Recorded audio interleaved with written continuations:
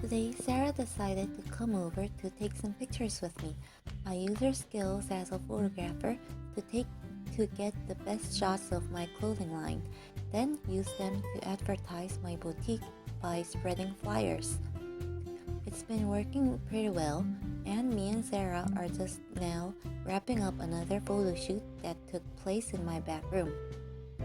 We had a model pose for the pictures, but I put on a few outfits myself as well. It was fun. I am in love with my Xenon 20D, she says as she's looking through the viewfinder of her recently purchased camera. I'm sure you've been non-stop gushing about it since you got it, I replied. I know, but you don't understand how great it is. The picture quality is amazing, and it's the most compact and lightweight camera yet in the series. I simply smile at Sarah as she goes off on all the technical details about her camera. I don't really understand much about it, but I'm grateful Sarah helps me stage photo shoots to show off my clothes. Without her, I don't know if I'd get any customers visiting the store at all. You know, looking at your pictures, you could simply be a model instead. You've got the height for it and a pretty face. I smile sheepishly at Sarah for the compliment. I prefer making the clothes instead of wearing it. I'm only doing this for the publicity. I know. I'm not complaining though. At least you're a friendly face. Most of my customers are vain models who think they're the hottest thing on earth, divas in making. They'll even try to get me to work for them for free, for exposure, they say. Sarah shakes her hand in disagreement, then goes back to looking through her camera lens. There's a creep staring at us. I blink at her. Excuse me? Sarah fixes the zoom on her lens, still looking through the viewfinder. Yeah, purple-haired dude, right outside, looking at you. Isn't that the same guy from the cafe? She snaps a picture. I whip my head around and look over near the windows, but don't see anyone. Huh? There isn't anyone there. Are you sure you saw someone?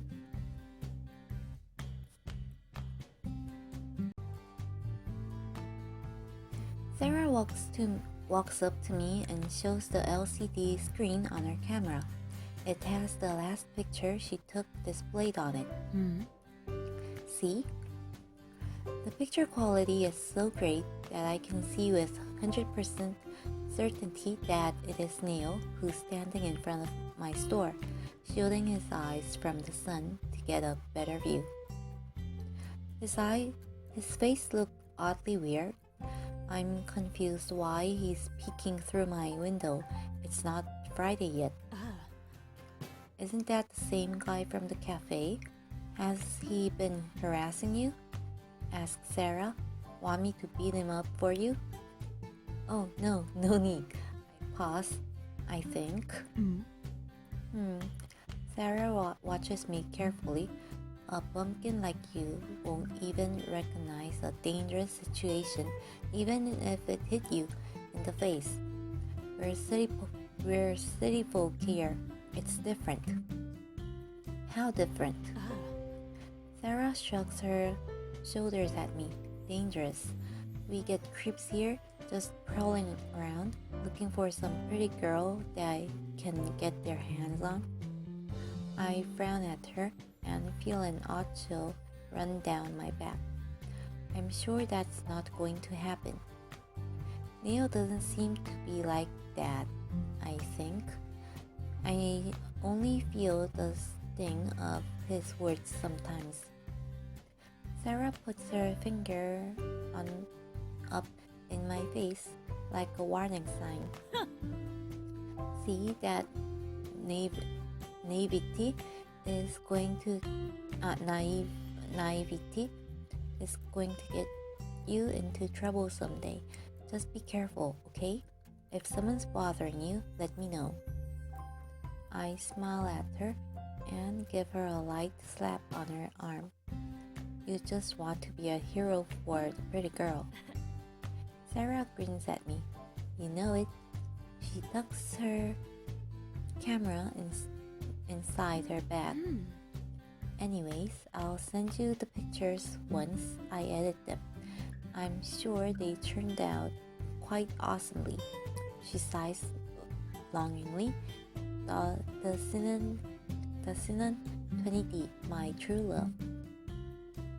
Get a room, I joke. Sarah winks at me and then says goodbye. Once she's gone, I wonder about what she said about creeps and whatnot. Is it really that dangerous in this city? I haven't really felt uncomfortable or scared at all so far. Neil isn't dangerous, although I do question why he was outside my store just now, as he has no reason to be there. Not until Friday anyways. Maybe he is a stalker or something. I decide to head outside my store and have a look around, but I see no one. It's quite puzzling why Neil was here for just a moment ago. I head back inside. I've got better things to do. Time passes by as I continue tending to my store, and eventually I place the closed sign at the entrance and turn off the lights. Today was an okay day for business. I hope the pictures that Sarah took will help me out and boost my sales. I'll just need to spread the flyers around myself once I get them printed. Wanting to take a well-deserved break, I head on over to the cafe. The sun is setting in the background, making everything glow a nice and calming orange. As soon as I reach the cafe, I spot someone familiar in the distance. My eyes bulge out a little bit as I realize it's Neil. No way. Is Sarah right? Is he some creep stalking me? I stop walking, almost considering to turn around and walk the other way, but then someone else enters the scene. A nurse emerges from the hospital next to the cafe, running over towards Neil, waving a clipboard at him. He turns around to address the nurse, and they seem to be heavily engaged into some kind of dispute. There's some heated words being thrown around, and I can tell Neil does not want to be there. Eventually, Neil signs something on the clipboard and quickly paces away from the nurse. Of course, that also means he's heading straight towards me. Oh.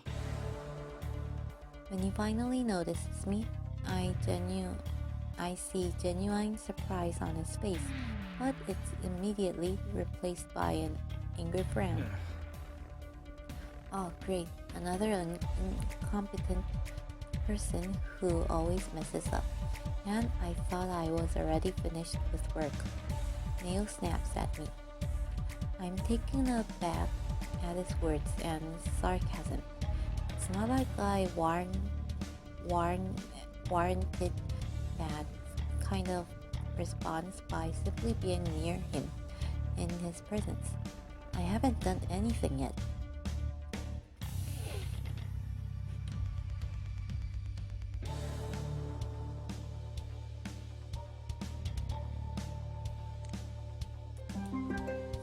Giving him the benefit of the doubt, perhaps he was just having a bad day, I decide to ask him about the nurse. Are you angry because of something the nurse said? Neil simply gives a loud and disgruntled huff. That's none of your business. I'm getting sick of hearing Neil say it's none of my business. Well, whatever happened, you didn't need to take it out on me. Imagine, after a long day at work, trying to fix someone else's mess, you come across another incompetent person who's been known to make a mess before. Of course, I'm not going to be in a very jolly mood.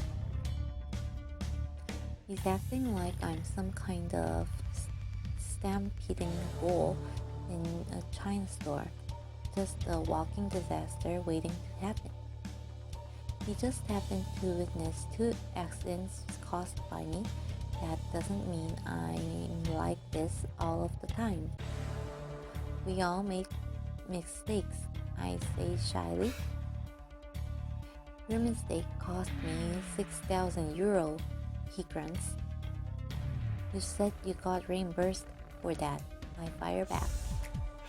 Neil's golden eyes narrow at me, and I can see he's trying to hold himself back from showing too much emotion. He takes in a deep breath, closing his eyes entirely. And they would very much like to know who the idiot was that broke it in the first place, so they can send you the bill instead. Now, unless you'd like to pay that 6,000 euro bill, I suggest you hold your tongue and do as I say on Friday. I look down at the pavement, feeling angry but unable to speak up, as I know he's in the right and I hate it. Instead of saying another word, I simply shoot him a dirty look. Have a nice evening, Miss Black. Neil briskly walks away and I'm left behind, feeling irritated once more. What a jerk.